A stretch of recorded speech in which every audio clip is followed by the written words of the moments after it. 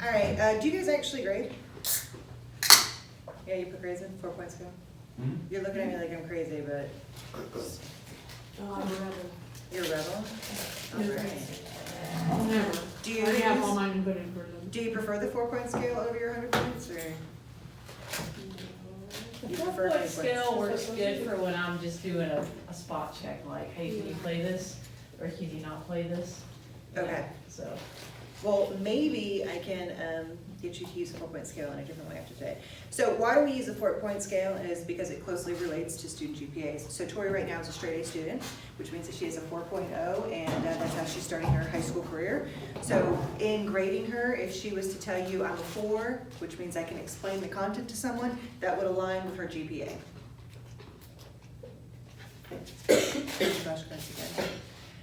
All right, using the 4-point scale in formative assessment improves student learning and accountability. I find that students are usually more harsh when they self-assess, showing a lot of accountability for their actions. But there's other advantages to a 4-point scale, like I provide a clear, very simple frame for my kids to follow, where I'm using the same values with the same meaning, and it emphasizes their learning, meaning 1, I have no idea what's going on, 2, I need more practice, 3, I understand this, and 4, I can explain it. However, there are some setbacks in the 4-point scale. It is not perfect. These setbacks come in 2 main challenges, the first of which meaning some kids need more feedback, like your spot checks with the can you play that. That would be more note-based, I suppose, if I'm speaking no rhythm. music. everything, yeah. There you go, rather than just if they have the melody. And the second one, where it's meant for learning and growth, you have those kids who lie to fit in. I don't want to acknowledge I'm a 2 when everybody else is a 3. So I love that Power School actually provided this because it's a good conversion between the 100-point scale and a 4-point scale. My main thing is you can master something and not be perfect at it. We are our master contents, right? But how many of you have made a spelling mistake on your presentations, or you've miscalculated something, or? So you would still say you're a 4 because you can explain it, but it's not perfect. Where on a test of 20, if you miss 1, it's dropping you to a 95 rather than still telling you you're a 4 where you can explain or teach this to somebody. Educational best practices. Clearly defined criteria. This is basically setting what your 1 through 4 mean and not changing it, so they see it the same way consistently throughout their learning in your classroom. And to remember that these are just tools for quick feedback. They are not used for more mastery. It's teacher to student or student to teacher. This is how I think I am, or this is what I feel you're at. I try to use the same value in reasoning on everything. So I'll use my 4-point scale in the middle of a class, or I'll use it at the end of class, where the kids understand that if they're 1, they still need practice, or they have no idea what's going on, or 2, they still need practice.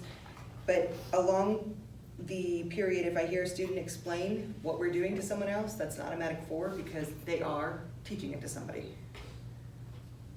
So how do y'all use it? The 4-point scale. Oh, we use it all the time. It's okay if you don't. Okay, I use mine self-assessment. I do this 3 times a week in class where the students will just show me on their fingers. After explaining and whole group practicing, I'll say, where do you think you're at? Very simple, no one says anything, you can look around and gauge. Day 1, I expect a lot of these. Day 2, if they're here or here, I'm happy because they're where they need to be. It's showing me that they're learning or that they're meeting. You have those ones, like I said, that will lie and immediately throw up a 4, but you know, they don't got it. I also like a 4-point exit slip, and this is just 4 simple questions. Of course, the value of each on your forms is going to be 1, but it's true feedback to where they are. If they've missed 1, they clearly understand it, but they cannot explain it at that point. If they've missed 2, you know that they need more practice, and that's easier to say than you got a 50%. This is my favorite, and I like to use this at the end of lessons or right before I test. This is asking them specifically where they think they're at, and they'll move the check. to I'm at a 1 through a 4, but they have to justify. So you can say that you're 4 as long as you explain to me why you feel you're 4. This will make them look back on how they view their learning. And it actually takes a lot of the accountability out of your hands.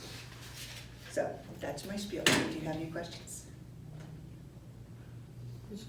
Thank you. So this is digital, they do that on their Chromebook? This one, yes, it's a slide. That's great. But like I said, the forms is my exit slip with the 4 questions. Okay. And then I love the fingers. Yeah. I love the fingers. That's like the easiest thing to do. It takes 30 seconds and it gives you a true read of the room. Yeah. And then you will have those people who kind of turn to show you the 1 or 2 so everybody else doesn't see it. Yeah.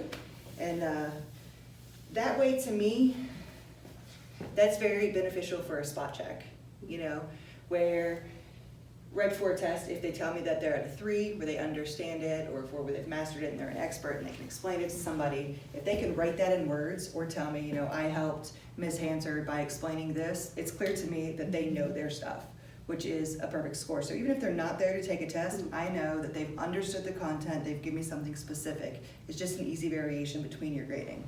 Because unfortunately, perfection is not 100%. And I'm a math teacher, so Yeah. that's hard for me to say.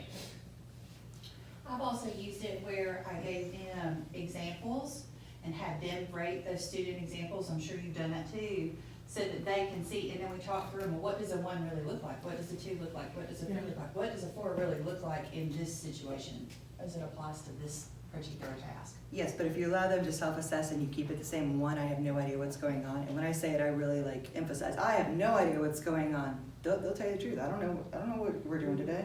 Or 2, I need more practice. It's not you're dumb, it's just I need more work at this. 3 is I understand it, but I'm gonna make a mistake. Yeah.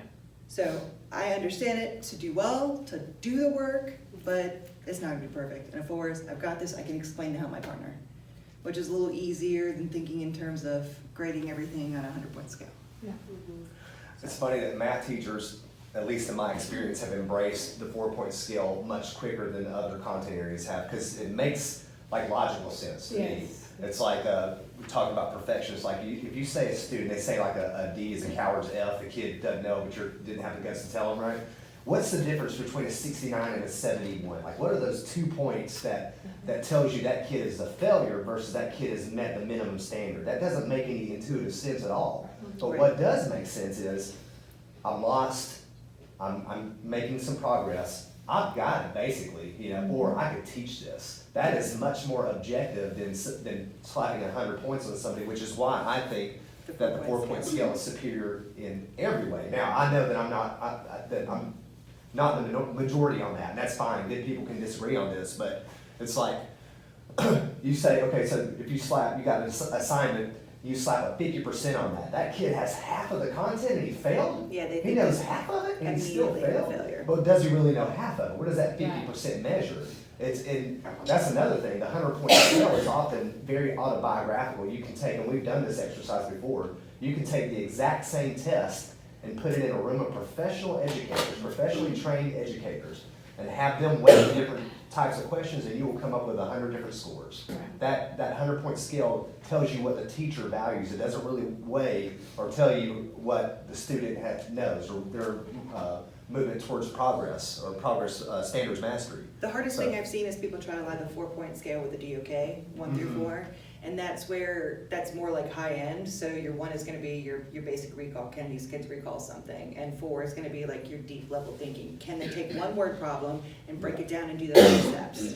That's where you're getting into the values and the 100-point scale and stuff. Yeah, I and understand that. there are different ways to cut this. There's nothing special about 4 points. What's special about this is that information is qualitative, it's not quantitative. It's not rooted in the number 0 and 100, as though if the kid got a 0, what you're telling me is he knows nothing. That's very rarely true. Yeah. He knows Maybe he was something. probably lazy. He should, yeah, or something like that. But yeah. if you're ready to test and everybody's got a 2, that's telling you, I gotta redirect. Yeah. They need more practice, you know? It's not, I'm throwing the test at them and everyone's gonna fail it. So I like it because it's not just the students assessing themselves, it's them telling me where they're at, where they No, feel I would they're have at. benefited from this And they're in school really a lot, hard on especially themselves. math. Yeah. You know?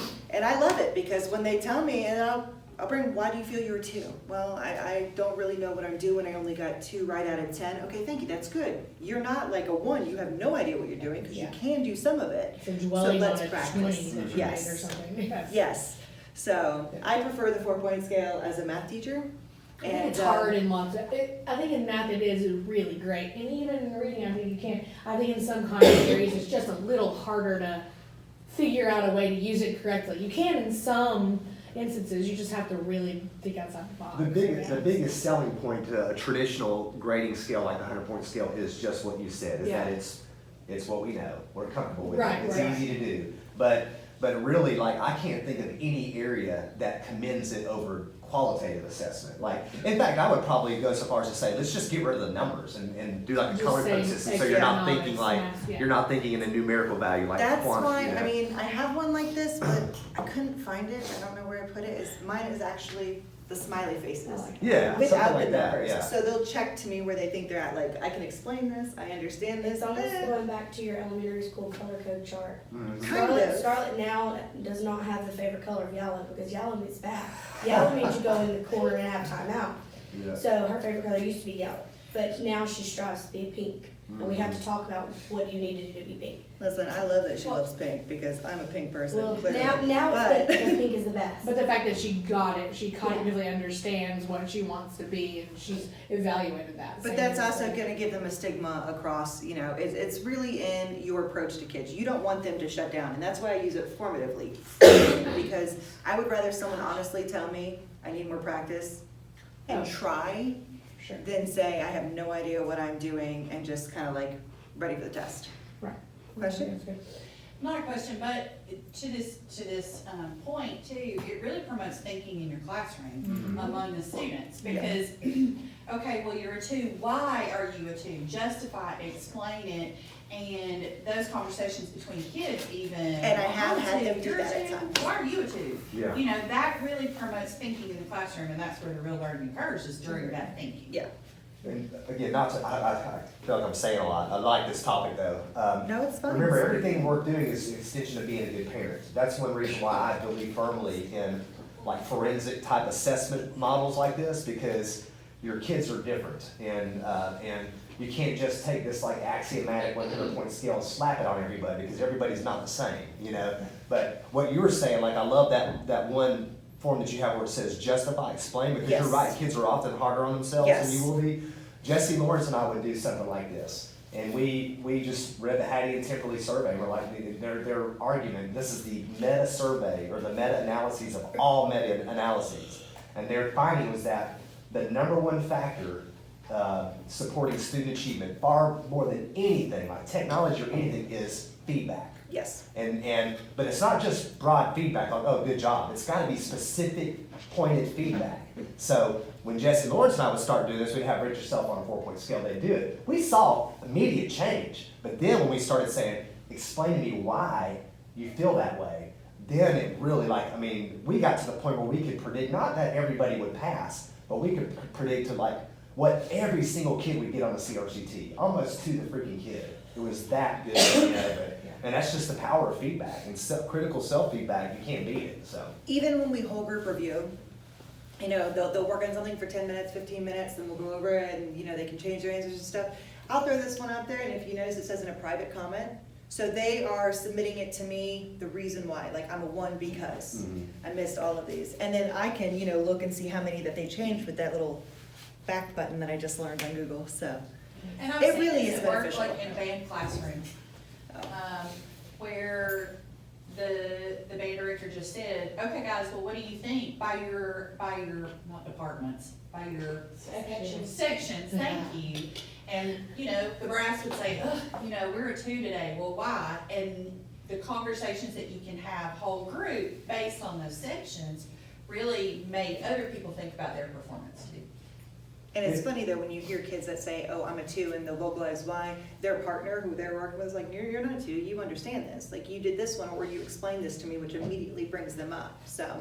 I think in our fine arts programs too, even though it might not look like a 4-point scale again, it's not the 4-point scale that's special. There's nothing sacred about that. It's the qualitative feedback, which you guys Yeah, I was naturally gonna do. say, You're That's what always I doing do, I just all don't the- say, you're a 4 today on that Yeah, score. Right, you're right. giving I all just the spot say, feedback. hey, Yeah. obviously over the break you forgot your form. Remember, heels down, toes up, look up. Like, Right. But you say that constantly all the time, but I don't say, you're just a 2 today, okay? Like, but they know to strive to be the 4 every time you're doing something. Well, the Or only reason performing why an exercise, or probably saying, I push the numbers every day because every day they actually Well, have that grade in makes class. sense. And that's, so they know the value, so when they look on Power School, that's the only reason why. Yeah, That it's a makes good, sense. it's a good convention to So- facilitate qualitative Yeah. feedback, I like it.